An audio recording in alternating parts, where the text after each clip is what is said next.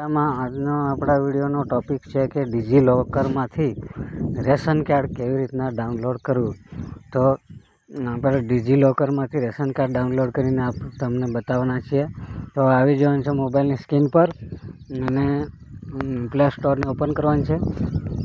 Play સ્ટોરને open કરી અને તેમાં સર્ચ કરવાનું છે ડિજિલોકર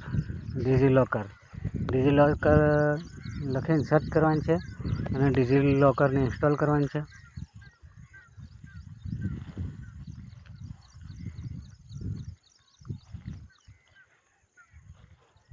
ઇન્સ્ટોલ થઈ જાય એટલે એને ઓપન કરવાનું છે. તો હવે મારું ડિજિલોકર ઇન્સ્ટોલ થઈ ગયું છે. તો ઓપન કરી લઈશ એને.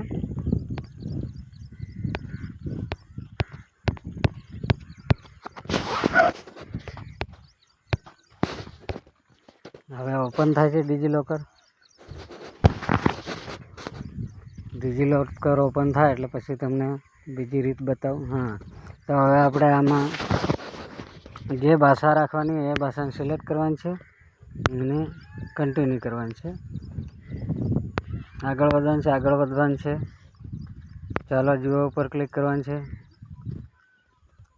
શરૂ કરો પર ક્લિક કરવાનું છે. એલાવ કરી દેવાનું છે. અહીં તમારે તમારો મોબાઈલ નંબર નાખીને ચાલુ રાખવા ઉપર ક્લિક કરવાનું છે. અને પછી નવું ખાતું બનાવો એના ઉપર ક્લિક કરવાનું છે. અહીં તમારો ઓટીપી આવશે, એ ઓટીપી ચકાસવાનું છે. અહીં આધાર કાર્ડ નંબર નાખવાનો છે.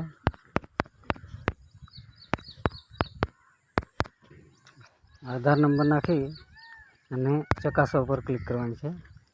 તો આધાર ફેસ ઓથેન્ટિફિકેશન ને આધાર ઓટીપી, તો આધાર ઓટીપી કરવાનું છે અને આગળ વધવાનું છે. એક ઓટીપી આવશે તમારે, એને એલાવ કરી દેવાનું છે અને આગળ વધવાનું છે. અહીં પિન સેટ કરવાનો છે. મેં પિન સેટ કરેલો છે તો હું મારી દઉં છું અને આગળ વધવાનું છે. ચાલુ રાખો અને તમારો સ્ક્રીન લોકનો પિન આવશે તો એ નાખી દેવાનું છે અને પછી ચકાસવા ઉપર ક્લિક કરવાનું છે. તો આવો ઇન્ટરફેસ તમારી સામે આવી જશે. આમાં તમારે રેશન કાર્ડ ડાઉનલોડ કરવું હોય તો સંશોધન ઉપર ક્લિક કરવાનું છે અને અહીં રેશન રાજ્ય સિલેક્ટ કરવાનું છે.